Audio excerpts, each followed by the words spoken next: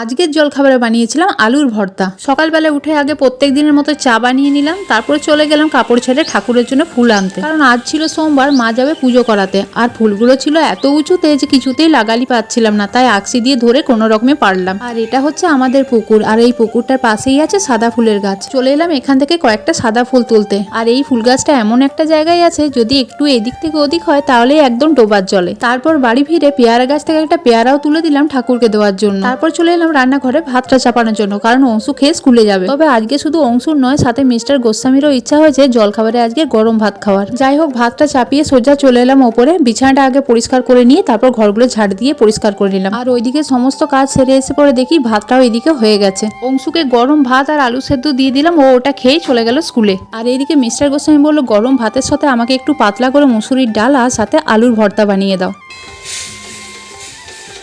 আলুর ভর্তা বানানোর জন্য এখানে আমি পেঁয়াজ রসুন কেটে নিয়েছিলাম। পেঁয়াজটা কাটা হয়ে গেছে, রসুনটাও ছাড়িয়ে নিলাম। তারপর চলে এলাম রান্নাঘরে আলুর ভর্তাটা বানানোর জন্য। দিয়ে দিলাম গরম তেলে গোটা জিরে আর শুকনো লঙ্কা। তারপর তেলের মধ্যে দিয়ে দিলাম পেঁয়াজ, রসুন আর আদা। হ্যাঁ, রসুন আর আদাটা আমি অবশ্যই গ্রেট করে নিয়েছিলাম। তারপর একটু নাড়াচাড়া করে পেঁয়াজটা ভেজে নেওয়ার পর দিয়ে দিলাম একে একে সমস্ত মশলা, যেমন জিরে গুঁড়ো, লঙ্কা গুঁড়ো, নুন। তারপর সব মশলাগুলো একসাথে ভালোভাবে মিশিয়ে নিলাম। মশলাগুলো দিয়ে আরেকটু ভালোভাবে ভেজে নিয়ে তারপর দিয়ে দিলাম সেদ্ধ করে রাখা আলু। বাস এবার হাতা দিয়ে ভালো করে ম্যাশ করে নিচ্ছি। আলুটা দিয়ে ভালোভাবে ম্যাশ করে নিয়ে কিছুক্ষণ নাড়াচাড়া করার পরই রেডি হয়ে গেল আলুর ভর্তা। আর এখানে দেখো মহাদেবকে আজকে ফুল আর বেলপাতা দিয়ে কি সুন্দর করে সাজানো হয়েছে। তবে আজকের ওয়েদারটাও বেশ সুন্দর, না আছে বৃষ্টি আর না আছে খুব একটা রোদ। তো চলো আজকের ভিডিওটা এই পর্যন্তই, টাটা।